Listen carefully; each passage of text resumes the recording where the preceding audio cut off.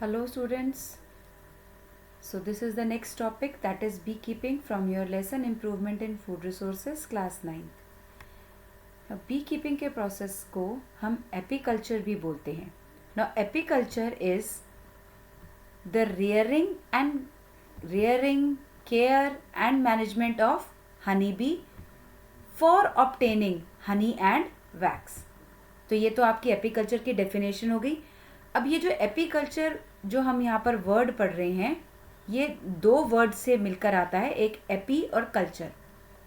यहाँ तक आपको ये समझ में आ गया होगा कि कल्चर का मतलब होता है किसी भी चीज़ को ग्रो करवाना, उसकी रेयरिंग, केयरिंग, उसकी मैनेजमेंट, वो कल्चर में आता है. No api word comes from the names of bees. Bees के जो नाम है, जो हमारी हनी देने वाली बीज हैं, उनके नाम की जो स्टार्टिंग है वो एपी से है. तो हम यहाँ पर देख लेते हैं कि कौन कौन से बीज का नाम एपी से शुरू होता है.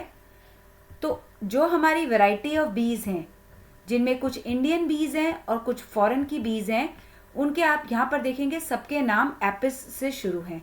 तो पहली बीज जो आपको याद रखनी है from your book is Apis cerana indica. इसका जो कॉमन नेम है वो है इंडियन बी. तो और दूसरी जो आपकी बी है दैट इज एपिस डॉर्सेटा, जिसको हम रॉक बी के नाम से जानते हैं. तीसरी बी है आपकी एपिस फ्लोरेला, जिसको आप लिटिल बी के नाम से जानते हैं. इसके साथ जो आपकी एक फॉरेन की बी है एपिस मेलिफेरा, जिसको आप इटालियन बी के नाम से जानते हैं. तो यहाँ पर हमने ये देखा कि ये सारे जो नाम हैं बीज के वो एपिस से शुरू होते हैं. तो इसीलिए बी कीपिंग के प्रोसेस को एपीकल्चर भी कहते हैं, और जो बी फार्म्स है उनको एपेरीज बोलते हैं. ठीक है. तो अब यहाँ पर जो हमारा पर्पस है बीज को पालने का क्लियर हो गया कि हम बीज को पालते हैं फॉर हनी, और दूसरा पर्पस जो हमारा बी का है that is for the wax. तो हनी के लिए और वैक्स के लिए हम बीज को पालते हैं. अभी जो हमारा वैक्स है उसका क्या यूज़ है. वैक्स का आप सबको मालूम है कैंडल बनाने के यूज़ में तो आता ही है. साथ में जो वैक्स है उसके मेडिसिनल प्रिपरेशन में भी बहुत ज़्यादा वैक्स का यूज़ होता है. तो और अब ये जो बीज हैं इनको फार्मर्स अपने मेन क्रॉप्स के साथ ही ग्रो करवाते हैं. मतलब उनका फार्मिंग का बिजनेस तो चल रहा है, साथ साथ वो बी कीपिंग में भी आते हैं. अब ये बी कीपिंग में वो साथ में क्यों इस प्रोसेस को लेते हैं, क्योंकि जो बी कीपिंग का प्रोसेस है इसमें इन्वेस्टमेंट बहुत कम होती है. It is a low investment process, और साथ में एक फार्मर्स को extra additional source of income का भी ये एक प्रोसेस काम करता है. ठीक है. तो ये इसके बेनिफिट्स हैं आपके बी कीपिंग के. और अब अगर हम बी कीपिंग की बात कर रहे हैं तो कुछ ऐसी बीज हम पालना चाहेंगे जिनके कुछ बहुत अच्छे ट्रेड्स हों.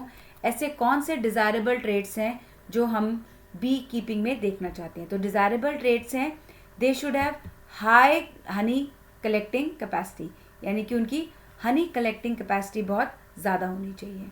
दे शुड नॉट स्टिंग, ज़्यादा डंक वाली नहीं होनी चाहिए. थर्ड, वो अपने बी हाइव्स में लंबे समय तक रहें.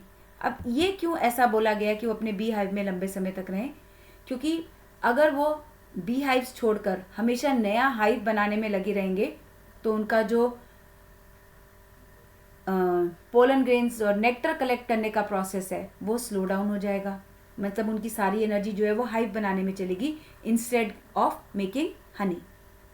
तो एक डिज़ायरेबल ट्रेट में ये बात आती है कि bees should remain in their bee hives for a long period. उसके साथ नेक्स्ट है दे शुड ब्रीड वेल, मतलब उनकी रिप्रोडक्शन प्रोसेस फास्ट होना चाहिए, ज़्यादा से ज़्यादा मधुमक्खियाँ उनके छत्ते में प्रोड्यूस होनी चाहिए. अब नेक्स्ट जो आपके दो बहुत इंपॉर्टेंट वर्ड्स आ रहे हैं यहाँ पे वो है pasturage. Now what is pasturage. जो हनी बी हनी बनाएगी उस हनी का टेस्ट कैसा होगा, उस हनी की क्वालिटी कैसी होगी, उस हनी की क्वांटिटी कितनी होगी, ये सब डिपेंड करता है पास्चरेज पर. अब ये पास्चरेज क्या है, यानी कि एपायरीज के पास पाए जाने वाले वो सभी फूल जिनसे कि नेक्टर और पोलन ग्रेन कलेक्ट किए जा सकते हैं बाय हनी बीज। तो पास्चरेज क्या है? Availability of flowers around the apiary from which bees collect nectar and pollen. तो बी कीपिंग का एक छोटा सा टॉपिक था आपका, ये यहाँ पर ख़त्म होता है। And I hope you have enjoyed this part of the video, and do keep reading your NCERT, and God bless you.